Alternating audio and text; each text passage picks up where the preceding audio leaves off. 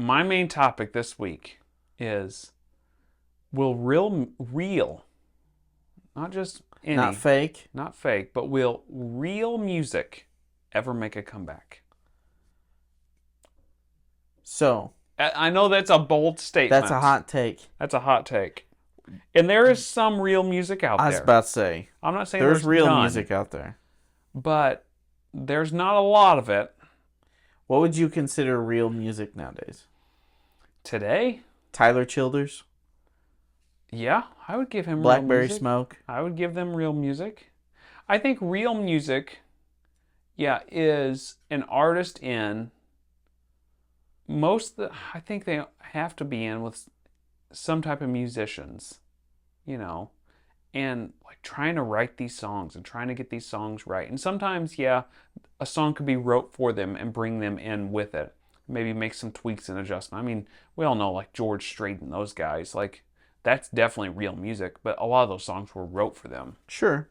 Doesn't mean it's not real music. Doesn't mean it's not real music. To me, the not real music aspect is all the drums being sequenced all the time, everything being gridded perfectly in line Okay. when it's recorded. Gotcha. More the recording aspect. Yeah, a lot of it's the recording aspect, the AI writing of the song, and Yeah. yeah, there not being any guitar or any drums in it really, Mm-hmm. like I thought you meant like real musicians. I was about to say, whoa. Because, lots of real musicians are out there making money right. in studios right now. Right. I would even venture to say someone like Billie Eilish is making real music. Because talk about somebody who's really kind of paved her own path. Yeah, When she did the James Bond stuff, I was like, man, this is cool. yeah, I could see your point on that. Yeah. I'm not gonna totally disagree with that. And you think of guys like Chris Stapleton. Oh, for sure. Oh my gosh, Jason Isbell, Right. all those types of guys. But as in mainstream music, do you think it's gonna come back to where it's really popular I think again? it's about to. Because look at Tyler Childers getting super famous. Look at Billy Strings. Yeah, what's that one guy that got really famous with that north of Richmond or whatever? Oh, Oliver Anthony. Yeah. He blew up. Whenever he blew up, I was like, you know what? There's hope. There's a chance. Because So you're saying there's a chance. So you're telling me there's a chance?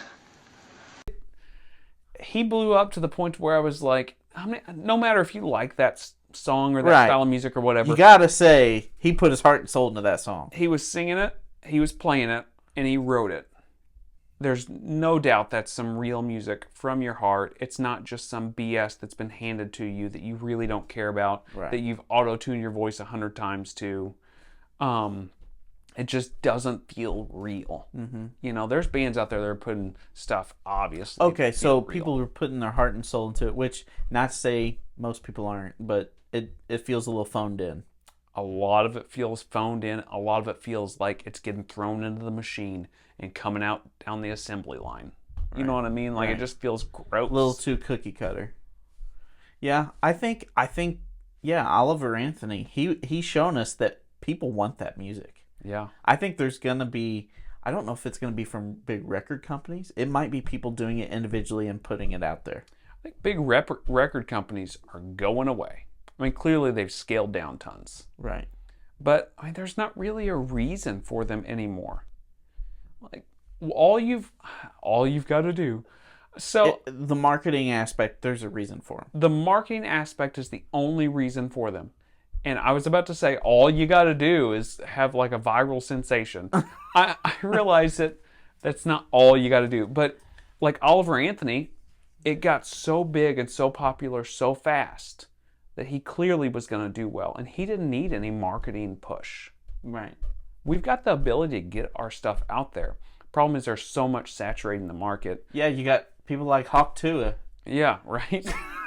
you get a viral sensation like that, and your music will get out there. But you've just got to get in front of the noise.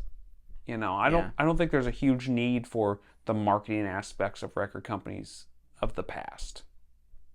It helps. But nobody's going to get signed to a new deal and get a good deal and then get marketed well against Taylor Swift and against Ed Sheeran and against all these. Ed Sheeran's another monster player that's playing some real music. Right. Yeah, I don't know. I think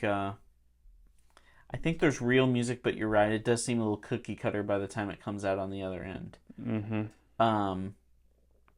But I think that market is potentially going away because there are people that are really yearning for like a human connection aspect. Yeah, I think it.